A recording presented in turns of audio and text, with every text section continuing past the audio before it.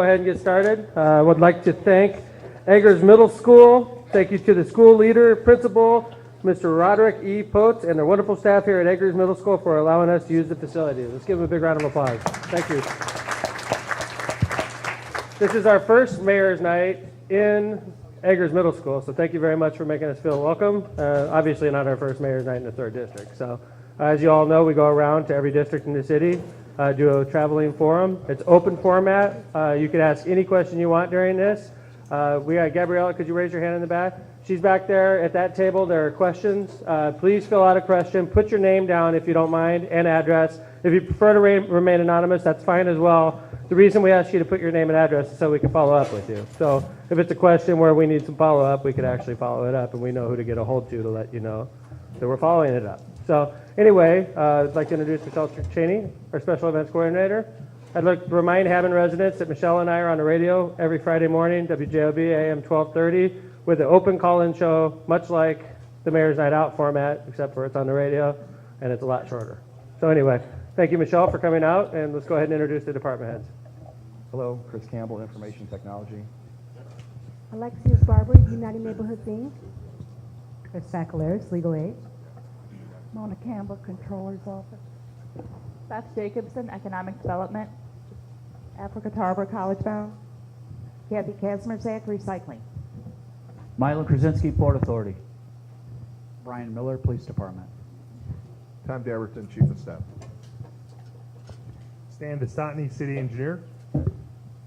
Ron Novak, Environmental. Kurt Cook, Building. Gary Gleason, Street Department. Kelly Kearney, Code Enforcement. Jeff Smith, Fire Department. Pat Moore, Park Department. Jenny Perez, Sanitation. Phil Palin, Planning and Development. Luana Miller, Community Development. Brian Poland, City Planning. Sharon Daniels, Personnel. Mike Unger, Sanitary District. Ed Caruso, Hammond Water. Carmen Panewa, Housing Authority. Chris Cantor, Hammond City Attorney. Michelle Turkani, Hammond Parks.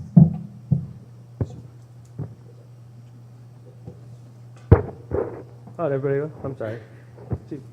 Thanks, everybody. We had technical difficulties. I'd like to pass the microphone. We're going to start off with a little thank you ceremony / press conference / it was a great time to do it because we were coming here. So I'd like to introduce Hammond's Police Chief for over 9 years, Police Chief Brian Miller. Let's give him a big round of applause. Thank you, Mr. Mayor, and Happy New Year to everyone that I haven't seen. Most of you know, on December 21st, we suffered a horrific bank robbery in our city. It was the Harris Bank on Indianapolis Boulevard. On the 21st at about 11 o'clock a.m., we had 2 male subjects from Gary came into the bank. One was armed, the other one was not, and they immediately disarmed the bank guards, so both had guns. They proceeded to go from Carol to Carol in the bank, taking money. They ended up taking over $200,000 in cash. A very alert citizen, Miss Anderson, was talking to a clerk on the phone, and while she was talking to the bank clerk on the phone, she heard the phone drop, and thinking that there was something wrong, she very alertly called the Hammond Police Department and said, "I think there's something wrong at the bank. I was on the phone with a clerk," and she dropped the phone. We dispatched cars, and one of our cars, one of our newer officers, pulled up in front of the bank, and you know, sometimes timing's everything. He just happened to pull up in the bank right when the robbers were coming out. One of them raised his gun and fired 8 shots at my police officer, 3 of which struck him in the left leg. The officer still had the presence of mind to get on the radio and give a direction of travel and tell radio dispatch that he had been shot. So we summoned ambulances and a police car to the bank robbery. But these guys probably would have gotten away if it wasn't for another citizen that stood up and took action. He had watched the whole thing. His name is Jose Santiago. He had watched the whole thing from a gas station, and he decided that he wasn't just going to let him get away with it, and he followed these 2 bank robbers. Now, these are 2 bank robbers that just shot a policeman. So that takes quite a bit of courage. You can imagine the police officers responding, you know, have some trepidation here. This is a guy that is willing to take on armed police officers. Mr. Santiago followed these individuals until they got into a Cadillac car, which was their getaway car they had parked a few blocks away. They got in that car and started driving away. and Mr. Santiago was relaying to our radio dispatch the make and color of the car and in which way it was going. And just then, a Hammond police officer was driving down the street, got in behind the car. We followed a few blocks because the bank robbers at first didn't know that we knew they were in that car, and then the pursuit began. We went into Gary following the car, thinking this was going to have a really horrific ending. Fortunately for us, the Cadillac, the engine burned up. It was one of the robber's mother's cars. So not only did he end up going to prison, but he burned up mom's car. Anyway, it kind of came to a stop. One of the subjects fled. Two of my police officers chased him down and cornered him and got him to surrender. They took him without incident. The other one, as soon as the car stopped, he got out, laid right down on the ground. I guess he figured the game was over. The entire case wasn't put together yet, and we had Sergeant David Carter, one of the best detectives that I have, was assigned to the case. He was able to put the case together rather quickly. The U.S. Attorney stepped up to the plate right away, and I'm glad to announce that we have, of course, have both of them in custody. They've both been charged with bank robbery and causing injury to my police officer. But tonight we'd like to honor those people that stepped up to the plate and really helped us out. Of course, the two citizens and also my detective sergeant who got these two individuals charged. And I'll let the mayor.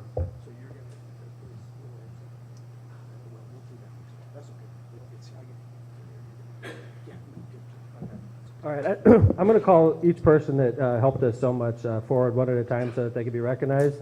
So if you don't mind, I'd like to start with Mr. Jose Antonio Santiago. Can you please approach the podium, sir? First of all, please just stand and face the audience, Mr. Santiago. Thank you very much. I'm going to read off the letter to Mr. Santiago, and then I'm going to read off what the key to the city says. And it's not a real key, Mr. Santiago. I just want to point that out. So, okay, thank you, Chief. Mr. Santiago, the key to the city is the highest honor a mayor can bestow upon an individual or organization. As such, I am honored as mayor of the city of Hammond to present you with the key to the city and to express appreciation of all Hammond residents for your contribution to making Hammond a better place to live and to raise a family. I appreciate your willingness to come to the aid of the Hammond Police Department by following a suspect's car and calling directions into the police dispatch, contributing to the apprehensions of suspects involved in an armed robbery of the BMO Harris Bank in Hammond, Indiana. Your actions were truly commendable and heroic. Thank you, Jose. We are better off today because of your dedication to the city and to your fellow residents.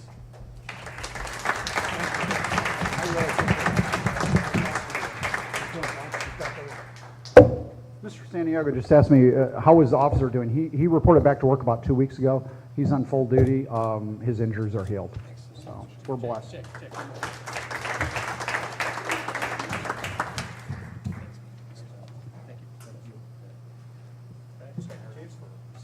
I'm just going to stay in the front of the podium.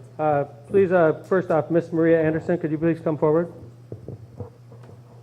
Mayor, I don't think she's here. Wow. Okay. Well, let's go ahead and do it in absentia. Miss Anderson, this key to the city is the highest honor a mayor can bestow upon an individual or organization. As such, I am honored to present you with the key to the city and to express the appreciation of all Hammond residents for your contribution to making Hammond a better place to live and to raise a family. I appreciate your quick thinking by calling a police dispatcher to report what you believe to be a robbery in progress. While on the phone with the bank, which aided the Hammond police in the apprehension of suspects involved in an armed robbery of the BMO Harris Bank in Hammond, Indiana. Your actions were truly commendable. Thank you, Maria. We are better off today because of your dedication to the city and your fellow residents. And I found out today, Pat Sr., this is one of our employees I found out today. Well, we're going to have to talk to her tomorrow about not showing up to mayor's night. But Ms. Anderson did a good job as a temporary employee, and maybe we can follow that up with a better award than a key to the city. But this is for Ms. Anderson. We'll make sure to get it to her tomorrow. Can you please give her a big round of applause? And Detective Sergeant David Carter, could you please approach the podium? Please give him a big round of applause, everybody.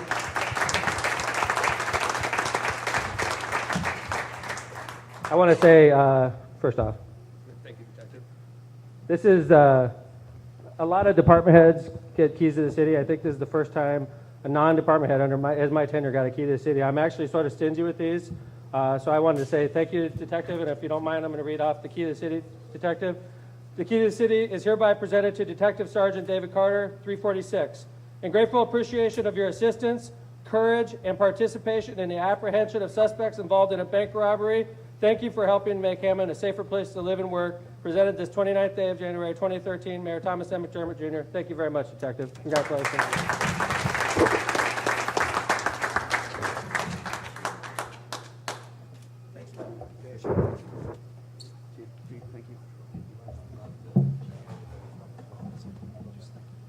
Again, we could not have done this without quick thinking of Mr. Santiago.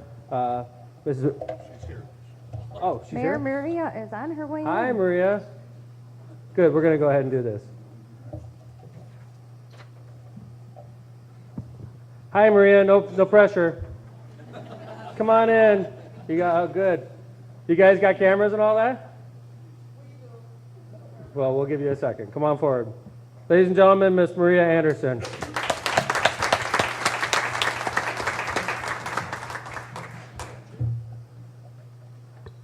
Maria, everybody already knows about your heroism, so if you don't mind, I'm going to go ahead and read this off again while you're here. Come on up here and stand.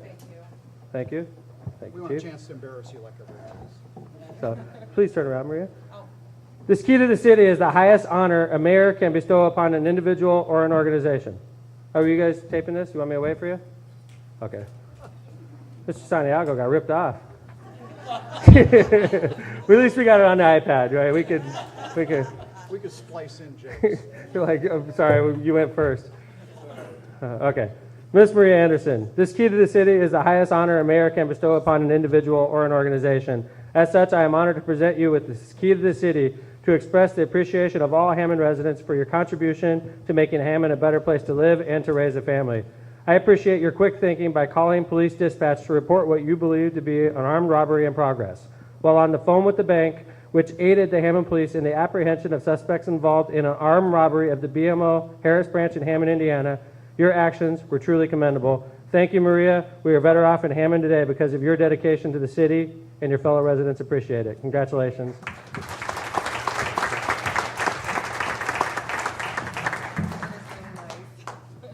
Thank you. Oh, picture. Mayor, Thank you. Mayor, I think Jake wants to get all three. Yeah. Please, can we So bring if all you three can recipients? Could you bring your keys forward, Detective Sergeant? Could you bring your key forward, sir? We'll do a picture with all Chief Miller.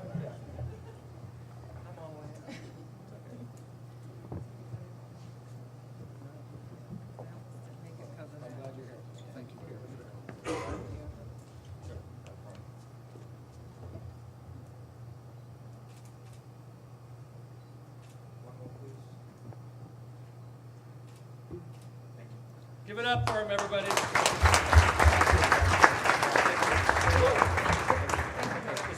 job. Thank you. Thanks for everything, man. Appreciate it. That was nice. Thank you. That was, it was an amazing day.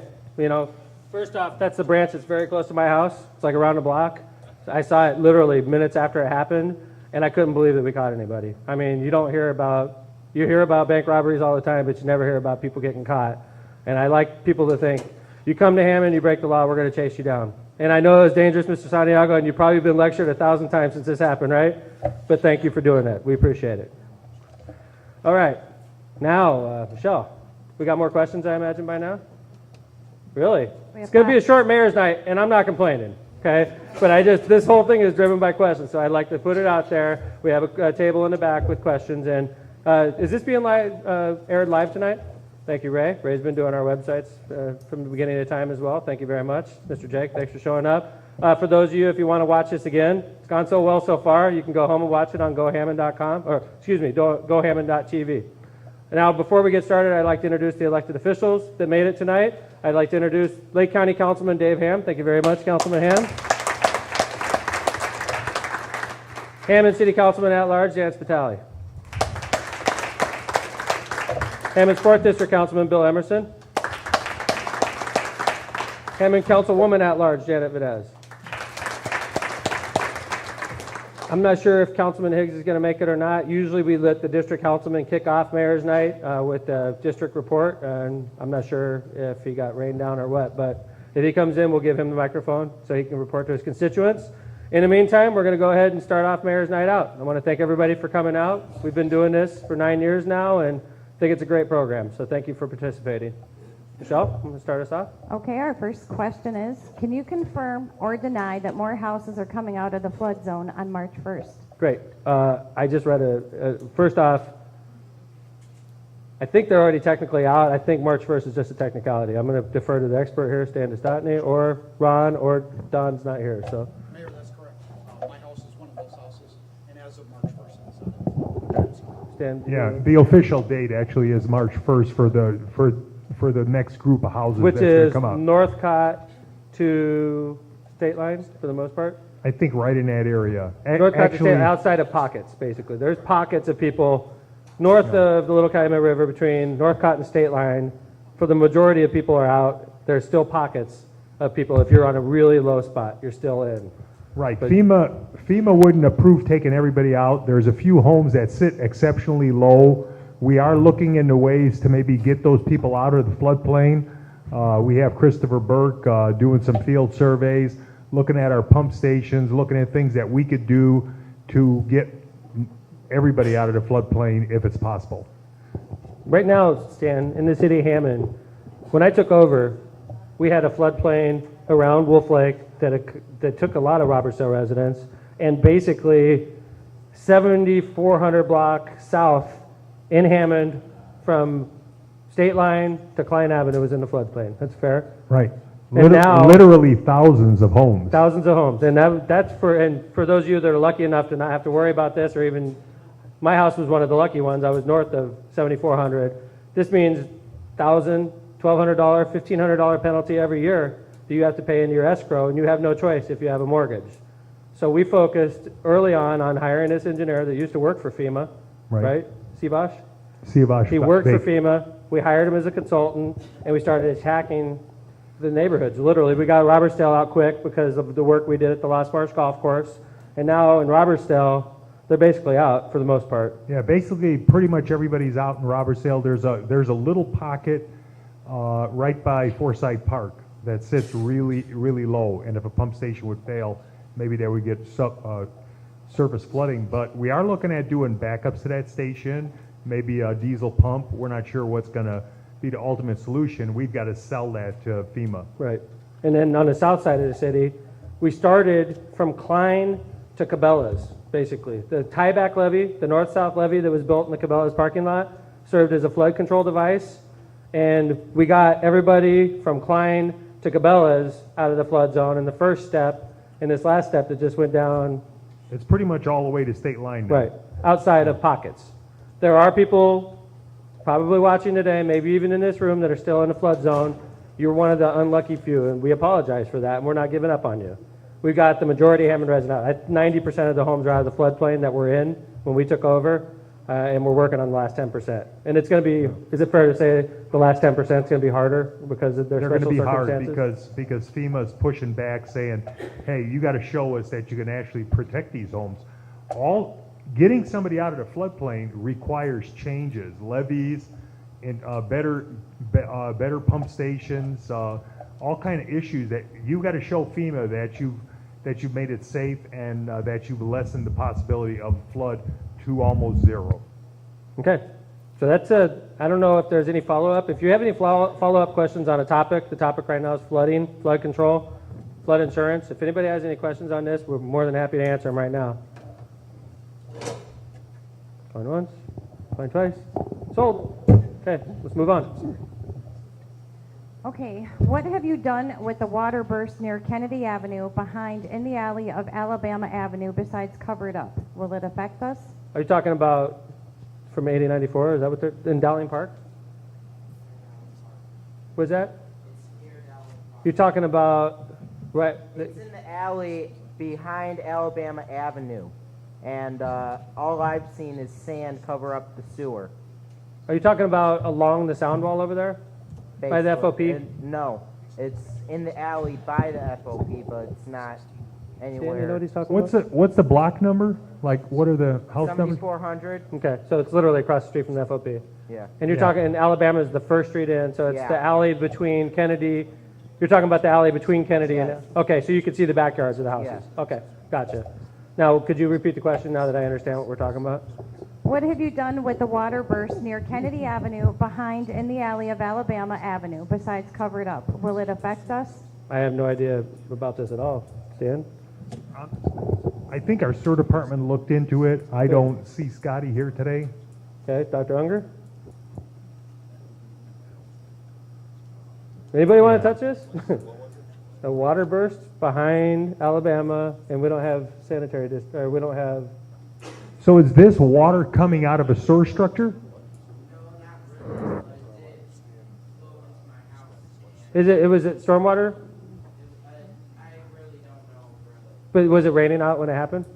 It was, no, it was basically water coming out from a water main break, I do believe. Oh, it was a water main break. Mayor? All right, Ed, grab the microphone. Hey, Mayor? You know more about it than I do, I'll guarantee you. Mayor? Yeah, Pat. I'm the one that called that water line break-in. It was as we were on our way to Gene Shepherd Center one morning. That water line had burst and had been on like all night.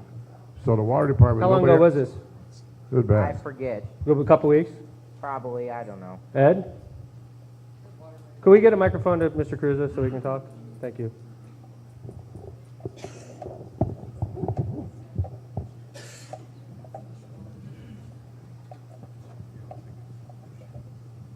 I mean, this happened 2 weeks ago. I mean, we have a couple, 3 water main breaks a day sometimes. But, I mean, as the issue been resolved, if you're talking about restoration of where the water main broke, because of our cold weather, there's no hot asphalt plants operating, so we put temporary fill over the repair spot, come back in the spring and resurface. Sounds like we had a water main break in your neighborhood, which is clean water, and because it wasn't raining out when it happened, right? Okay. And it's not currently, there's nothing else going on, right? Okay. Because what happens is Ed's the CEO of the water department, and if they have a break, he probably doesn't hear about every break we have in the city. Is that a fair statement? That's correct. Right. So, I bet you if Ed's foreman in the street heard this question, he would be able to answer you like that. But Ed's a suit, he doesn't get out there and dig. So, I mean that in the good sense of the word. Yeah. Usually you can get hot mix probably the first or second week of April. Okay. They'll probably be out there. Oh, I see. And so your question is they just threw sand on it. Doesn't seem right. And what Stan's saying is we can't patch it right now because if they had to break asphalt to get down to the water main, we can't patch it because the asphalt plants aren't running, right? Yeah, and if we put cold patch in, if it's a large spot, the stuff's going to stay soft through the whole winter and just make a mess. Tell you what. What's your As name? soon as bud? they get some hot weather, then they'll go out there Justin? and patch it. And you filled out a question? Good. Could we do a favor? Could we put Ed Cruz's attention on that and we'll follow it up so we can get a response back to you? Okay? Thanks for the question, bud. I appreciate it. Thank you. Anybody have any questions about the water department? Well, Ed has a microphone. All right. Thanks. Are there any plans to reconstruct Fayette Street from Calumet Avenue to Holman? It's currently like driving a minefield. Funny enough, we just had a meeting about this the other day, but I'm going to let Gary answer this initially, and then I'm going to pass the microphone off to my chief of staff about this question. Gary? Did Fayette Street? You know what? Mayor's night. You know what, Tom? Why don't you let me answer that? Gary's Am going to I keep. the only one with a microphone? Gary's going to keep patching it until we get some decent weather, so that we could do an overlay. We are. I've already talked to Tom Dabberton, and we've already looked at it. We're gonna overlay it from Fayette almost all the way to Holman. Okay, that's what Gary was trying to nicely tell me, right? Right. And we're going. I wanted you to say, yeah, the street sucks. I drove on it, and, something like that. Thank you. And, All right. and as part of it, we're going to remove the railroad, the rails actually that go across right by the bike path, so that they don't heave up every time it freezes again. And this is Tom Dabberton brought this up yesterday or the day before in Mayor's office. Specifically, Mayor, I drove down Fayette Street and I almost broke my axle. Literally yesterday. So this is on the radar. As we talked about earlier, the hot pad, we can't do any overlays in the middle of winter. It's on our radar, Carlotta. So is that? I'm trying to think. That's the second or the third? That's the second. No, it's really the second, but Carlotta, the issue is the issue is that if we grind it, we remove those rails, and we do a good job with an overlay, it should be in good shape You know, as you know, there's a lot of competition for our dollars, and for us to go in and put new curbs and everything else along a street that really has very few businesses, it's really just the police department that's along there right now. Just doesn't seem like a wise move when you have residents that are waiting to have their streets done. But you know it's a well-traveled It is. street getting from anywhere to downtown. Yes, and ma'am. it's pathetic. You're right. Makes But the we're, whole and you city will see, pathetic. a street that's similar to that, 129th, which is in the first district. We had similar issues with that. We did not do a total reconstruct. We overlaid that a few years ago, and it's still, I mean, even a few years later, and that's a heavily traveled street, and it's still in pretty good shape. So, but we will get the overlay done on that as soon as the asphalt plant's open. Okay. Thank you, Ms. King. Question? Renovations to Harrison Park. Will there be traffic control lights so people can cross Holman Speedway safely? Good. Okay. Pat? Awana? Oh, okay. Yeah. This is through planning and development and between Awana and Phil. But I know TIF district paid for this. The improvements that we're doing right now to the tennis courts over there. No, that was paid for through community development block grant. I'm sorry, you're Those right. renovations. I'm sorry, yeah. Could you go ahead and talk about this? Sure. I think they were talking about the bike path, though. It sounded like. Yeah, I'm sorry, the question was about lighting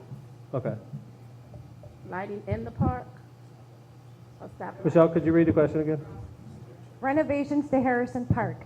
Will there be traffic control lights so people can cross Holman Speedway safely? Oh, home and safely. Yeah. No. That'd be Yeah, but we're not. No, There's no plans to. I thought you were talking more the bike path that goes across. That's not Holman, though. That's I guess that's Highland. No. Lyman. Yeah. I We'll thought you were light it talking up, about. but I don't think we have any plans to put a stoplight. Well, why don't we do this? Why don't you talk about the project because we are funding it through your department. So why don't you talk about why we did that and what the timeline is on that? How about that? Okay, the current tennis court is the home court for Hammond High School, and it's in deplorable condition. So we were approached by the tennis coach there to see if we can do something in that park. And because we use community development block grant funds, that's federal funds from HUD, we're able to do some park improvements. So right now, you probably just see some posts up there, but in the spring, you'll see 4 brand new tennis courts that will be phenomenal. It will be probably one of the best. Pat doesn't believe me, but it'll be one of the best in the city. In addition to that, that's phase 1. Phase 2, what we'll do is improve the playground equipment that's on the other side of the park. We're going to do some bike paths and walking paths through the park. So within the next few years, you'll see some big improvements within that park. Thank you very much, Luana. And so while we're talking about, we're talking about park improvement, and I want to talk about, since we're talking about Harrison Park, you know, the bike path that we just finished along Lyman that goes through Harrison Park over there. It's an outstanding bike path. It's a new bike path. I think it was 4 miles of new bike path that we created in the city. And we got a couple of projects going along the bike path. You want to talk about those, Tom? Sure, we certainly do. We have, we have a great network of bike trails in the city. And about a year ago, we opened up the first of what we plan to be 4 bridges in Hammond, the one up in that links Whiting and Robertsdale, the George Lake Trail at Indianapolis Boulevard and New York Avenue. We're in the process of developing the engineering work for a bridge that would cross over at the Monon Trail at 165th, just east of Holman Avenue, right behind the cemetery. That's a real blind spot. I ride my bike all the time. That's a real danger. We're working on a bridge for there. I believe construction will start later this year, correct? Yeah, we're planning on starting construction early in the spring and having that bridge open by late summer. So we'll have that bridge open. We're also going to put a bridge down by Maywood School. If you ever drive through there, you notice that there's the Erie-Lackawanna Trail crosses 165th, and again, there's no traffic control there. It goes right out into traffic, so we're planning on putting a bridge there. And the final bridge will be over at Columbia Avenue. It'll actually cover Columbia and Southeastern. So we'll have 3 new bridges hopefully within the next year in Hammond. In addition, we're working with the county and the Little Calumet River Commission and the town of Munster to extend the Monon Trail into Munster across the Little Calumet River, and that bridge should also occur within the next year. So we're going to have quite a few new bike bridges and make it a lot safer for bicyclists and pedestrians alike. We're attempting to make it so that you could literally jump on a bike, get onto a bike trail, and get to downtown Hammond or get to Robertsdale without having to cross a major artery like 165th, where cars are going 55 miles an hour, And so Tom indicated, the one on Lyman that we're talking about, the one on 165th in Erie Lackawanna, which is over by Maywood School. One that he didn't talk about that's not funded currently, but is planning to be funded, is over by the Central Firehouse. That'll cross Conkey and Calumet and get you, basically land you over by the Central Firehouse. That one's down the road also. Literally, all the dangerous crossings are being addressed right now. We have most of the bridges funded at this point, and we did it without raising your taxes, which is the best part. We either use gaming revenues or TIF revenues, but the bottom line is we're trying to get your kids to school safer. Literally, those bridges makes it getting to Eggers a lot safer. And if you wanted to go from Eggers to another part of the city, it makes it safer. And, I know the bike trail goes right behind here because I use it, so. Yeah, we use 80% federal money on some of the trails too. We have the one up by Wolf Lake that's going to be running down Sheffield Avenue, and the one that's going to be running through the NIPSCO right-of-way up in North Hammond. Those are 80% federal. Our master plan will have a dedicated bike trail within one mile of every home in Hammond. Once it's completed. Hessville is actually a part of the city that's hardest to get to. There's a really good bike trail network through this neighborhood, real good bike trail network over into my neighborhood even, because the Erie Lackawanna goes in a southeasterly direction until you get to Wicker Park, basically. But Hessville is out on an island right now, and we're trying to figure out how to reach out to Hessville so that you can get from Hessville to the Erie Lackawanna, and once you get on that, you can go anywhere. But the Hessville is actually sort of the hard part right now, is getting residents of Hessville safely to the Erie Lackawanna, and that's something we're working on. And also another gap that we're trying to work on, it's not going to get done this year, is the gap between downtown Hammond and Robertsdale. Once you get to Robertsdale, it's safe and it's excellent. Getting to downtown Hammond, we're making it easier, but getting between Robertsdale and downtown Hammond is quite the adventure. I've done it a number of times. I've almost been hit a number of times as well. So, and if I'm about to get hit and I'm 43 years old, I'm sure you wouldn't be comfortable letting your kid on that bike trail between that gap. So we're trying to work on a system where you as a parent would feel good knowing your kid was on the bike trail, because they're not going to have to experience any dangerous crossings. So that's the goal. Anyway, any questions on bike trails? I have this Oh, next sure. one is. Great. Can Stan talk about the plans to rename the bike trail near Maywood School? I'm going to have Stan jump in. Because I have a feeling I know where this is coming from. We're having some issues right now with the school city, and I've talked to Dr. Watkins about it. I've talked to some members of the school board. We need the school city's permission to land that bridge in Maywood, and we're working with the school. I would be sort of baffled if the school city said they didn't want a bridge that would safely get kids over 165th and connect up bike paths. But at this point, it's been sort of frustrating. There's a couple school board members that weren't crazy about the plan. We're working on it. I know that there was some sensitivity because Maywood School has a heating and cooling system that's underground in the parking lot. Is that true, Stan? Right. Under that grassy area on the south side of the school that butts up against 165th Street, they have an underground geothermal field that helps to heat and cool the school. So then we couldn't drop it down over at that location. We actually had to skirt around on the east side of the school, and some of the school board members weren't too happy with that plan. So we're still working on it. We're going to come up with something that works, makes everyone happy. But we have discussed this I myself spoke with 3 members of the school board about this, and I also talked to Dr. Watkins, and I'm confident it'll get done. It may not get done this year because of issues that we have to work through, but we're working on that. But the bottom line is, in a couple years, you're going to feel a lot better knowing your kid's riding his or her bike, because it's going to be easy to get over the traffic spots. So, any other questions on bike trails? Yes, sir. I just thought it would be neat if you're going to connect Robertsdale and downtown, if you can incorporate that railroad bridge that runs next to Soul Avenue. Yes, sir. That's a great idea. In fact, wasn't that one of the paths you chose, Stan, to get over the Grand Cal, the Soul Avenue Bridge? Yeah, that's one of the ones that we're looking at as a possible crossing point. Yeah, it's and plus you could cheat that way. You don't have to go over the Holman Avenue Bridge, which is a workout in itself, getting over that. You could, if you cheat over this whole avenue, you could avoid that whole thing, but you have to deal with the trains. I like to go over. No, I'm saying you have to deal with trains. If you go Seoul, you have to deal with trains on the, and sorry about the microphone. This is on TV. That's why she's doing it. Okay, all right. Yeah. All right, thanks. Hey, any questions on bike trails? Thank you. You care if, Awani, you want to jump into this? Sure. I have a proclamation. We'll go ahead and read it off. And then we'll give you a chance to write down some more questions. Or else we're going to be getting out of here early, and that's fine with me. But proclamation by, this is a proclamation that's celebrating Black History Month. So if you guys don't mind, it'll only take a minute to read. Proclamation by the Honorable Thomas M. McDermott Jr., Mayor of the City of Hammond, Indiana. Whereas City of Hammond, Indiana recognizes February as Black History Month, a time for all of us to honor and celebrate the many contributions and social strides African Americans have made in our city and abroad.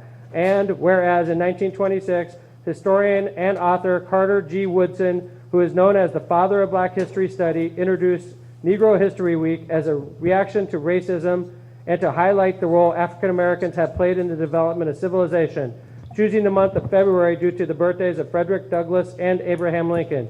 And whereas America is marking the 150th anniversary of the Emancipation Proclamation, which paved the way for the abolition of slavery, signed by Abraham Lincoln, and the 50th anniversary of Martin Luther King Jr.'s I Have a Dream speech, which helped to shape the civil and economic rights of all U.S. citizens.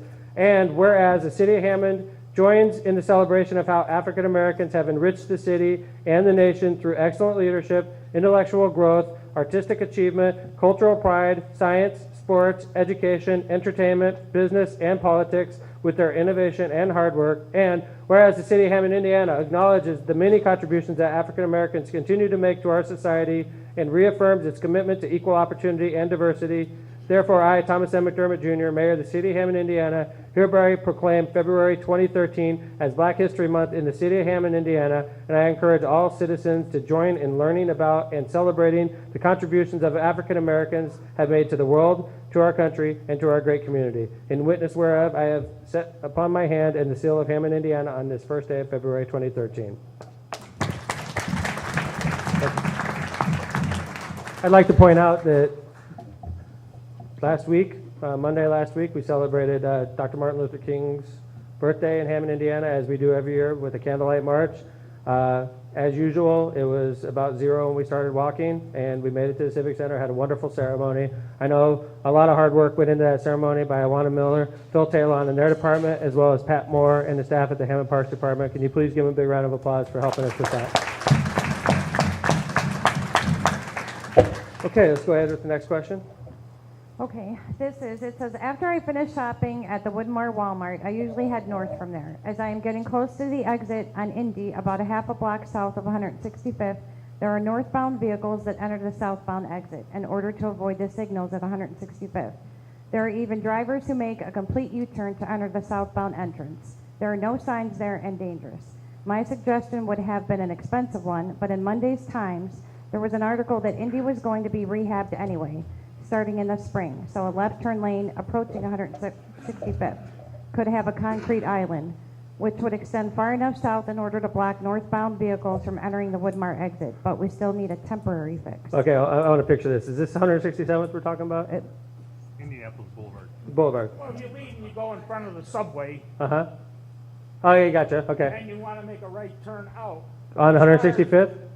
Just a little south of it. Oh. There's a new exit there. Yeah. I know what you're talking Well, about. then you're going to go into the I gotcha. the exit. I and gotcha. there's cars coming I from gotcha. Indianapolis I know exactly what coming you're talking about. And sometimes they even go U-turn and come in.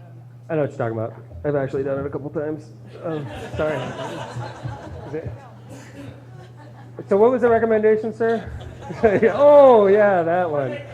When they redo the boulevard, put an island for the left turn lane to go to 165th. But the island had to be far south enough. I looked at Gary again. He pointed to Stan, so Stan. It's a state highway, Indianapolis Boulevard. The developer of Woodmar Shopping Center got permits from the state.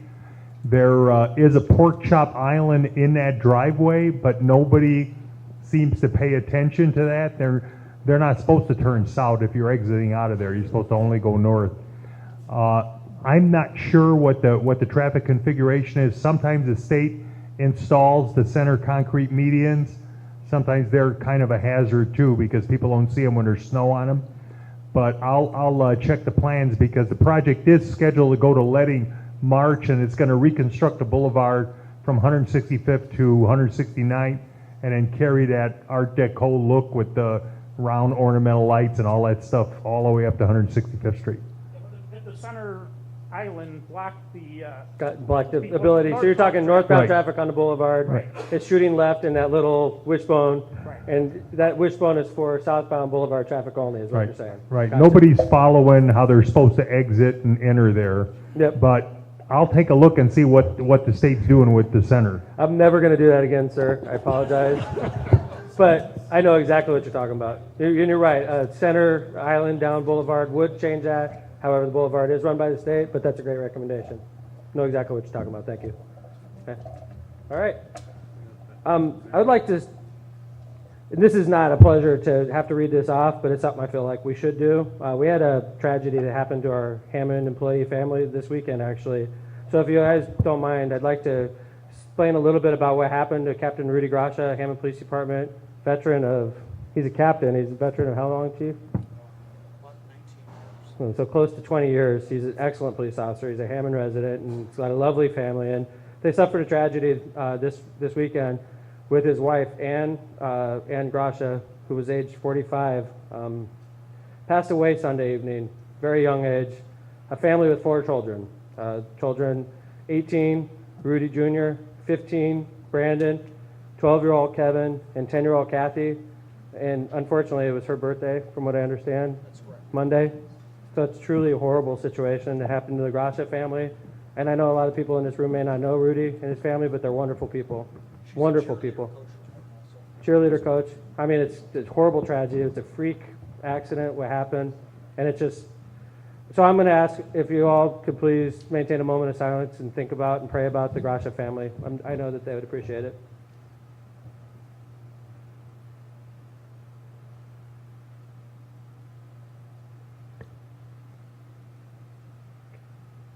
Thank you. All right, let's jump back into business then. Is the mayor's sports program and performing arts, theater, dance, etc. program being offered to families that qualify? Great question. Awana, this was your idea a couple years ago, right? Which is the use of CDBG money to help pay for qualified families so that they can participate in sports like baseball, football, Hammond Boxing Club, basketball. Have we been asked this question about does dance, I mean, it's a sport. I mean, have we been approached with this before? Well, what happened was we did put funding in our budget for the sports program. However, we were getting a lot of calls in for dance, ballet, things of that nature. So we kind of pulled some of the funds from the sports program and put it into performing arts. However, our funding got cut, so we had to pull back. And it wasn't just Hammond that got cut. Right. It was the funding in Washington, D.C. for these types of programs is getting cut. It's getting cut. And So I we mean, had- how big? Like percentage-wise, 10%, 15%? It might have been a little bit more than that. And if you look at when we took office, the amount we got then compared to what we get now has dropped by probably 50%. Right. Which means fewer programs like this can be funded through this program, and that's the real life consequences of the fiscal cliff and everything that's going on in DC. And I'm not saying it's right or wrong, but when they make huge cuts in DC, it's great programs like the one Awana runs that suffer. So Right. And we have to make those hard decisions sometimes, what we're going to fund and what we're not going to fund.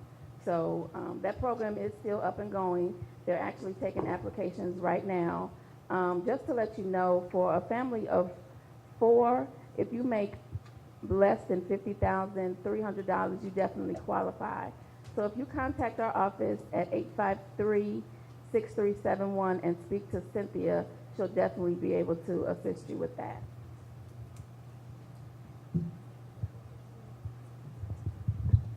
thanks, Alana. Phil, you got anything you want to add? Or no?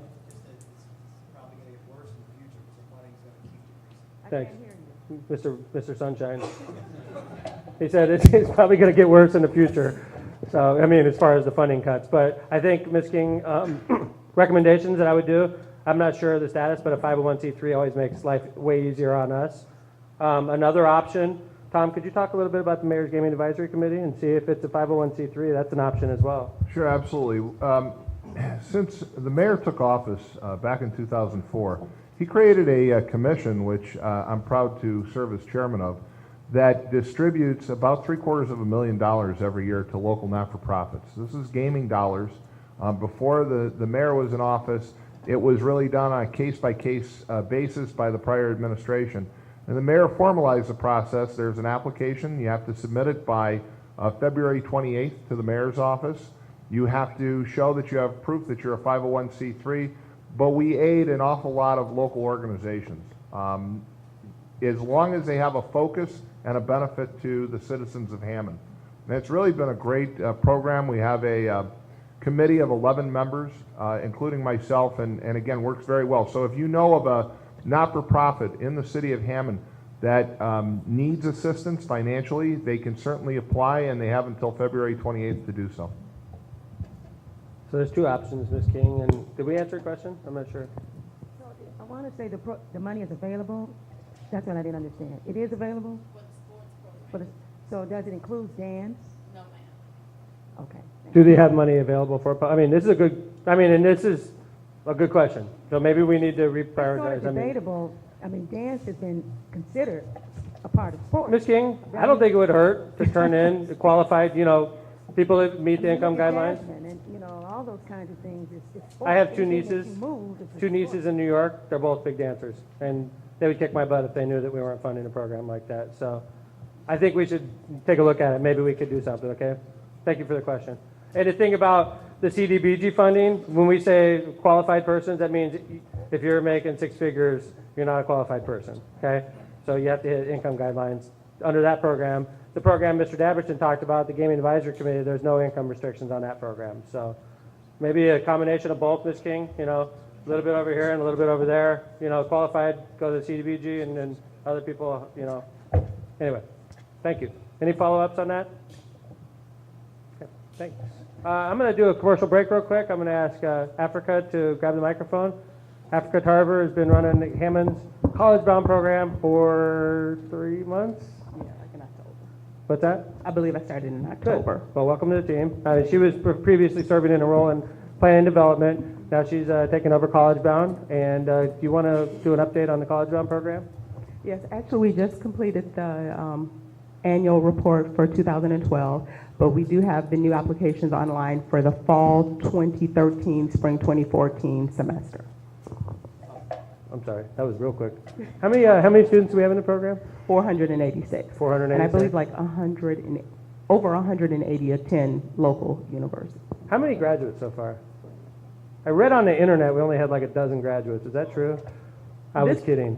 No, I did read that on the internet, but I knew that was not true. Well, everything on the internet's true, yeah.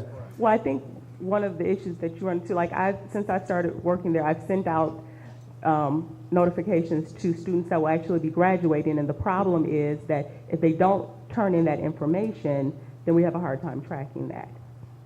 But at this point, we've had how many total But graduates? We've had several hundred graduates. Part of the issue is that many people don't realize that in recent years, colleges and universities have extended the time that it takes to get a bachelor's degree. So the average number of years right now that it takes nationally to get a bachelor's degree, what used to be considered a 4-year degree, takes almost 8 years.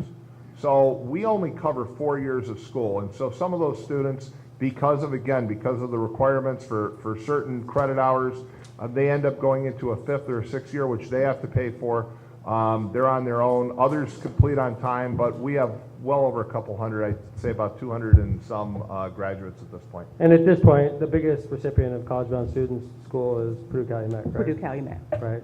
So, and it's a great program. Thank you for checking in. So the deadline to file is?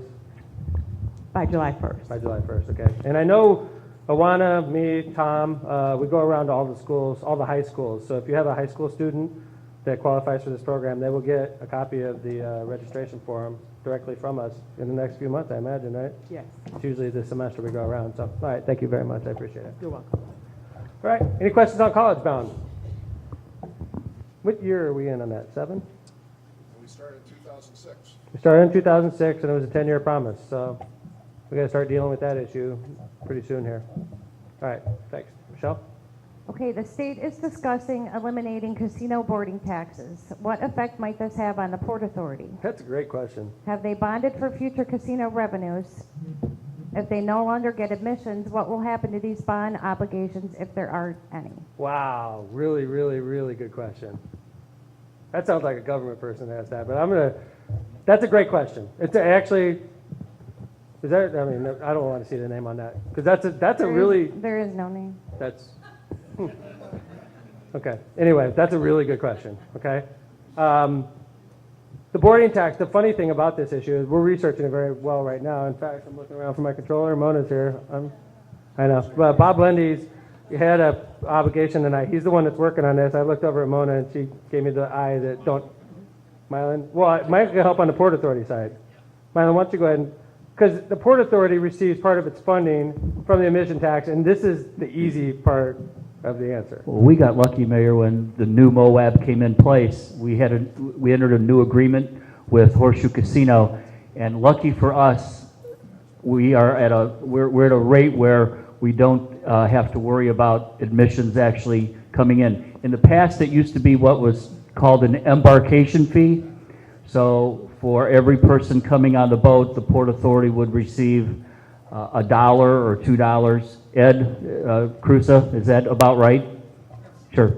And now, though, with the new agreement, with the new boat in, we are at a flat rate, unless the boat brings in another $150 million, and then we go up a little bit. That'd be nice, Mayor. Yeah, it would be a good It problem. would be, to have. but we're not going to be affected. Right. The Port Authority will not be Which by is- admissions. This the funny thing about this is, when I read this bill, the person that asked this question, it's a spot-on question. This is the type of things I'm talking to my lobbyist about. Okay, there's a bill that's talking about capping the admissions tax to walk onto the boat, and my first thought was, oh, that's how the Port Authority's funded. That's how they're funded, per head. Every head that walks on the boat gets the Port Authority. How much? $2? You said. Used to be $2, and then they would split it. I know the South Shore Convention and Visitors Bureau gets a slice, but so the bottom line is that going to affect the Port Authority? Well, like Mylan just said, no, because Horseshoe, when they built Moab, said, we're going to have so many visitors on the new boat, you're going to kill us with this $2 per head. So why don't we just agree $7.5 million, $7 million, we're going to give it to you forever unless we hit these new parameters they probably will never hit. So the long-winded answer to that question, it will not affect the Port Authority. In fact, if anything, Horseshoe's probably really upset with themselves for making that deal with us, because we do thank them, because we thought we were giving them a break, and now because of the way things are going downstate, it turns out we're the lucky ones on that deal. Port Authority. The city, I agree with Mona. I don't want to answer this question. I know she doesn't want to. We got Bobby Lendy, CPA, digging on that, and it's a lot more complex, talking about how that affects the city. And unfortunately for us, it's a lot bigger number than it is in the Port Authority, which is scary to me. So Port Authority, in the clear. City, it's a little bit more scary. And I don't really know how much more I can give you on that right now, but that's a great, great question. Kind of stuff I talked to my lobbyist a couple days ago about. So whoever asked that, congratulations. I'm looking at council people and wondering if they're trying to get me with a tough question. So anyway, good question. Anybody have any follow-up on that? All right. George.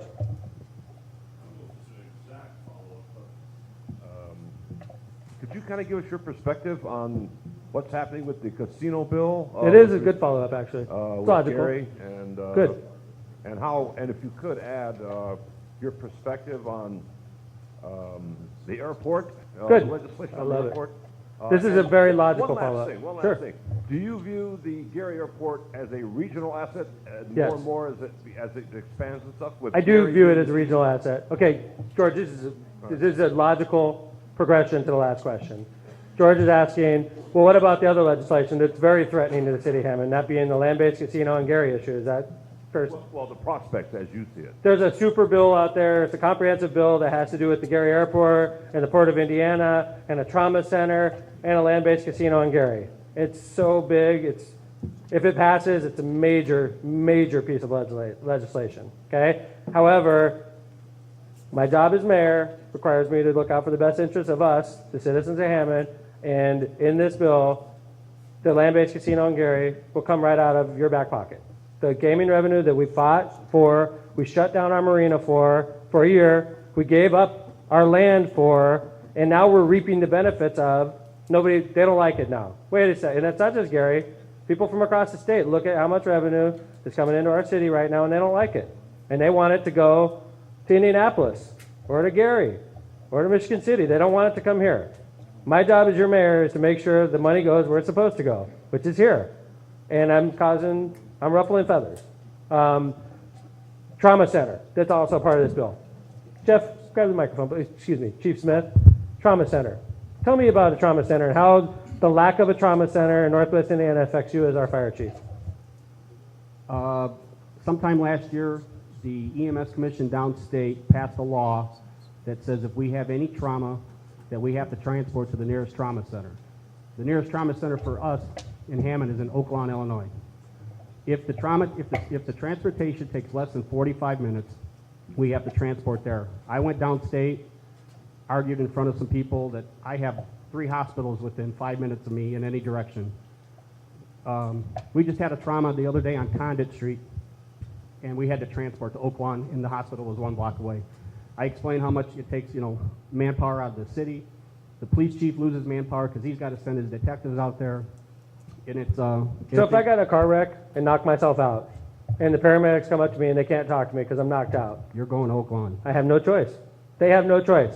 If you come up to the car and I'm like, oh, and you say, sir, do you want to go to Oak Lawn? I could say no, right? Yes. But if you're knocked out, if you're unconscious, when we get on the scene, we have no options. It's state law. We got to drive you to Oak Lawn. The next closest one is South Bend. Chief Oak Miller, Lawn's closer. you got anything you want to add to this? As Chief Smith said, it's a major headache. Anytime that we have to investigate a car accident, our accident investigators have to go to the trauma center. If it's a violent crime, of course, our detectives have to go out there. So major problem. Just like Jeff Smith, I also penned a letter asking that we be exempt from this and to no end, obviously. So trauma center in Gary has been something they've talked about for a long time. We could support that. We have need for a trauma center in Gary.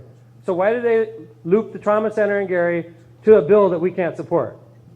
So I can't support the trauma center in the current form because it's attached to the land-based casino, which hurts us, right? The other issue is the Gary Airport. Do I view it as a regional asset? Yes. Do I realize if this becomes the 3rd major airport, Hammond residents will be working there? Yes. Do I want to put a Hammond resident on the board there? No. Nor do I want Gary to put a Gary resident on the Hammond Water Board.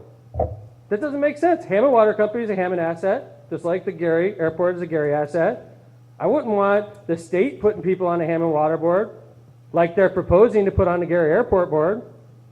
If you look at the numbers, these people downstate are smart. The Gary Airport currently has 7 members, 4 appointed by the mayor. I think it's pretty close to that. The mayor has control of the board, 4 to 3. Now what they're saying is, Mayor Karen, we'll give you 5 on the board, and the governor will appoint 5, and we'll appoint 1 from Porter County. So wait a second, I know how this works. Porter County votes with the Republican governor every time, and guess who has control of the airport? The state does. If I were a resident of Gary, and I said, how bad do you want a land-based casino? Do you want a land-based casino so bad that you're going to give up the airport? That doesn't make any sense. And I'll tell you anything. Bobby studies this stuff, Bob Lundy, our controller. The gaming pie is getting smaller every year. So you're going to fight for a small piece of a small pie, or do you want the whole pie that's the Gary Airport? Mayor Karen's a great mayor. She's a great person. She's a friend of mine. We don't see eye to eye on this issue. I think Gary is making a major mistake if they give away the Gary Airport. I think they're making a mistake they're going to regret for years and years and years. Because Indianapolis gets a hold of that thing, they're not even going to listen to him anymore in Gary. They won't even listen to him. not to put you on the spot, but what? You already put me on the handicap- spot. Can you handicap, will it pass, or whether or not, the prospects for passing? Good question. Thank you, George. It's in the Senate right now. They have momentum in the Senate. If it passes the Senate, it'll be a lot rougher ride in the House, much rougher. Obviously, we'd rather beat it in the Senate. If it gets through the Senate, I'm going to be living in Indianapolis, trying to beat it in the House. If it gets through the House, governor probably signs it because he wants that airport, so which means we lose. Gary gets land-based casino. Gary loses control of the airport. We lose money in Hammond, and I get to put one person on the Gary Airport board. Big whoop. I'll put George on there because I know you'll ask tough questions. So I think it's a bad move on Gary's part. I've been very vocal about it. And then people say, well, the only reason Mayor McDermott doesn't like it is because he's trying to protect his land-based casino. Well, you're probably a little bit right. But I still think it's a bad move on their part. Could I ask you one more One thing? more. These are good questions. How does the Did you water- ask the first question? Come No, clean. I did not. I did not. Come on. No, I didn't. All right, all right. I thought it was you from the first moment I heard it. Much too sophisticated for me, Mayor. Does the prospective water contract that we're Great question. bargaining for offset some of this in the event, worst case scenario? et cetera? No, I would never say that publicly. The water contracts, that's our asset. It's like if Gary inked a deal with Southwest Airlines. Would I expect Hammond to get a portion of that? No. No, I meant would Hammond, whatever we might lose Okay. with respect to, you know. I'm gonna back off here because my lawyers will kill me if I keep talking about this. The thing is, with this, we have reached a tentative agreement. It's been reduced to writing, but not everybody has to sign off on it. It will be very shortly, George. But great questions. Thank you. Any follow-ups on these great issues? Okay, thank you. Okay, next question. Okay, our last question. What can be done to reduce the number of abandoned foreclosed homes? I suggest an urban homesteading program which has worked in several communities. Thank you, Chris. Attorney Chris Cantar, big round of applause, please. Please. Chris has been with us from the very beginning also, and the great thing about Chris is she's funny, she's smart, and she's mean when she represents Hammond, Indiana. And that's a good thing for us to have, and I mean it in the best kind of way. Chris is the type of city attorney, goes to every liquor board meeting, right? Yes, I do. She fights to keep the bad bars closed down. She's also super smart. She knows our ordinances, and she represents us well. So, Chris, Thank you that's very quite the much. build-up. Just in 2008, when the bottom dropped out of the housing market in 2008, we were left in Hammond with thousands and thousands of foreclosed and abandoned homes, and they were not in good condition.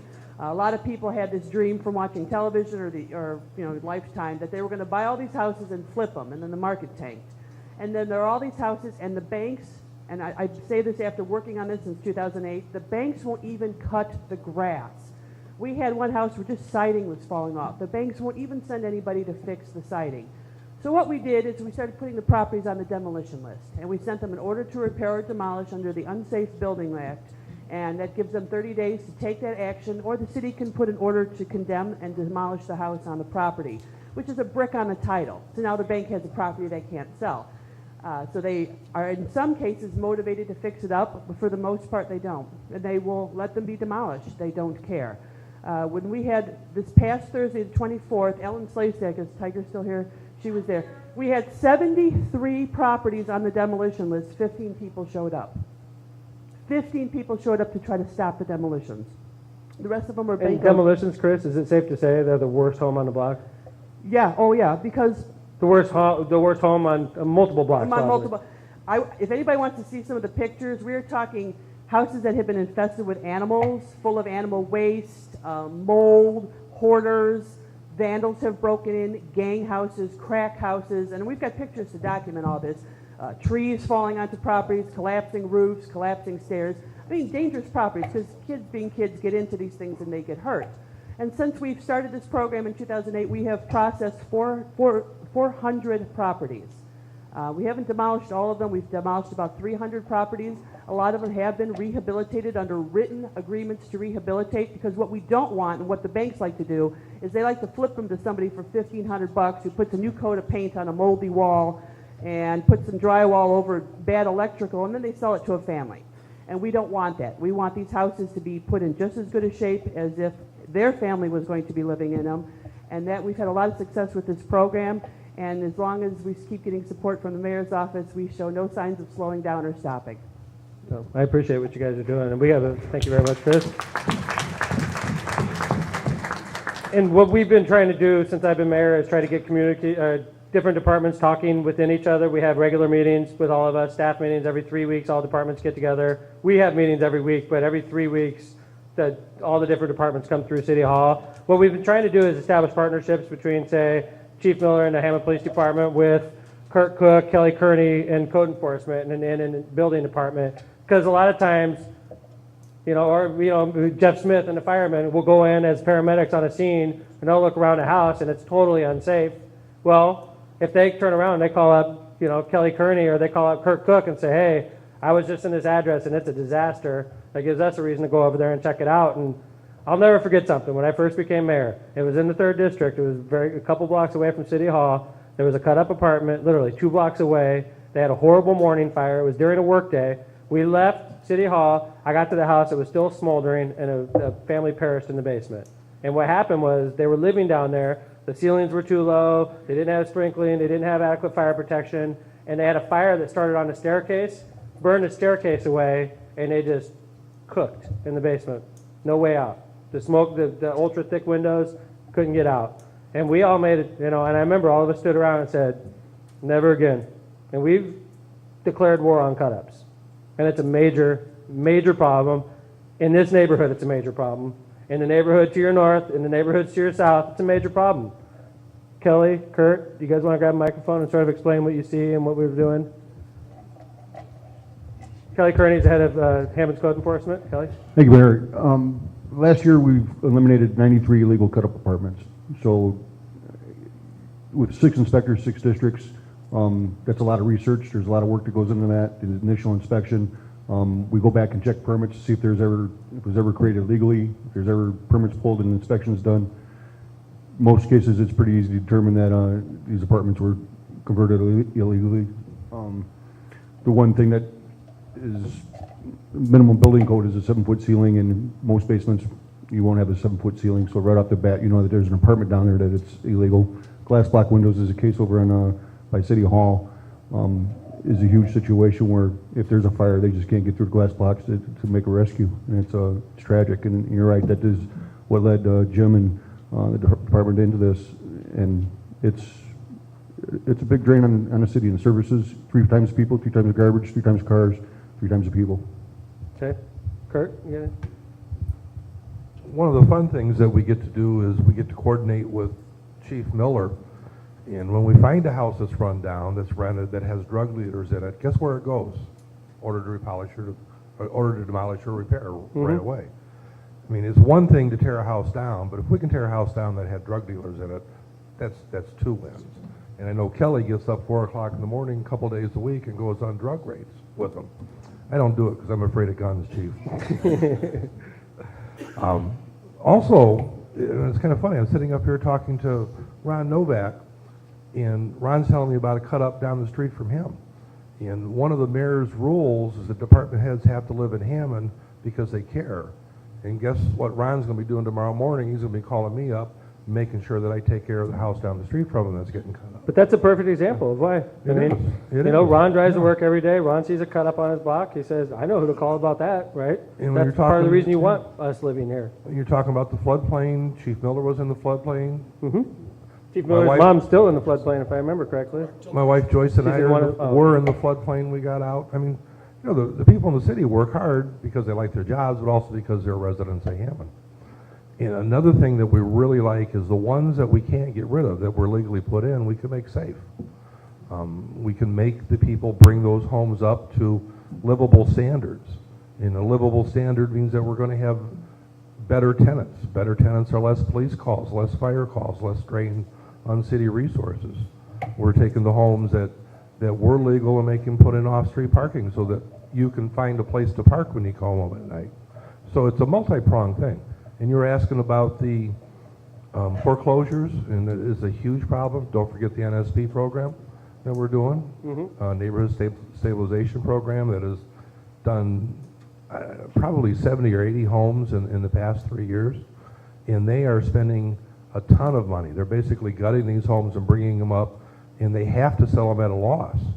But they have to sell them to owner-occupied people. And think about it. We fix the homes up. We have ways in Hammond of lending you money for your down payment. We have loan programs that are forgivable to fix up the homes. And when you stick around and go through all that, the mayor sends you to college. Not a bad place to live, is it? I think it's a pretty good place to live. Thank you. And one big problem that we have that you're going to hear more from us in the future, and we have to work with the Hammond City Council, and I know that the City Council supports this, and I appreciate their support, is the College Bound program I indicated earlier has 3 years remaining on the original 10-year promise.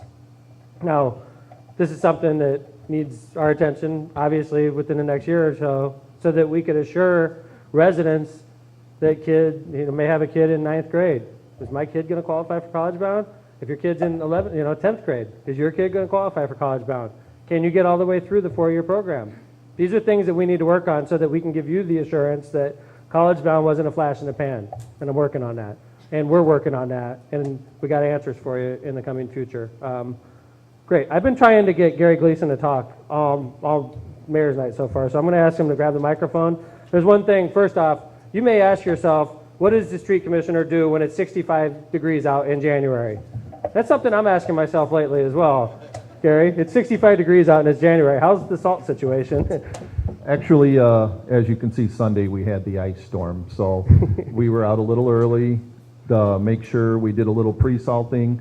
Then when it hit us right on schedule, like they said, we stayed out till 9 o'clock. We sent most of the trucks home, and then we kept the rest all the way. We had different shifts through the night just in case something happened. Fire department, we've helped them a few times this year. We've had some fires, and so we did stuff like that. Now today we actually cleaned around the complex. We washed the trucks, which were covered in salt. It's been pretty quiet because we've got a real weird winter here. We believe it or not, it's hard for me to say I want snow, but yes, I did. We need the snow. Gary we need hates the water. global warming. Yes, this is not working out well for us at all. So, one weird thing that I know about Gary, and I think is typical of street commissioners, is they're very, very good weatherman, right? So This Gary, is do you true. know the weather report for this week? I was 22 minutes off on the ice rain Sunday. It's crazy. He's really, really good with the weather. So Yeah. what's the weather look like this week? Actually, cold. That's about it. Yeah, No we might snow? have some slick spots again and cold and a little snow towards the weekend. But no weather system can really give you a 4 to 5 day. So we His take it weather day reports by in the day. summer aren't nearly as accurate as during the winter snow. Yeah, So just the rain time, but during the fest and a few things, I got to give them a rain delay. So, but right now we're pretty much just storming. We're able to keep up on the other jobs. We do a little better than we can when it's snowing, but we just take what we get. Take it day by day. great. Well, thanks for all the work. Gary's been with me for 9 years as well, as street commissioner. So thanks very much for the job you do. Mayor, Gary. if I can interrupt. Yeah. We only had 5 accidents during the ice storm, and that's a real tribute to Gary's crews. We could have 5 accidents on a sunny day. Right. That's really, That's really outstanding. impressive. We got lucky that it was on a Sunday, but I'm not discounting True. what the street department Agreed. did, but Right. thankfully if we had an ice storm, it was on a Overall, Sunday, that's right? pretty good. Right. Well, thank you very much, Gary, Chief. I wanted to point one more thing out in the 3rd District. Yesterday, we did an excellent ribbon cutting at the Hammond Boys and Girls Club, and if you have a child there, or if you get a chance to swing by, please do so, and go upstairs and check out the brand new arcade that we just built for the kids of the Boys and Girls Club. We were working with the directors of the Hammond Boys and Girls Club, and they indicated we need to do something to keep the teenagers around.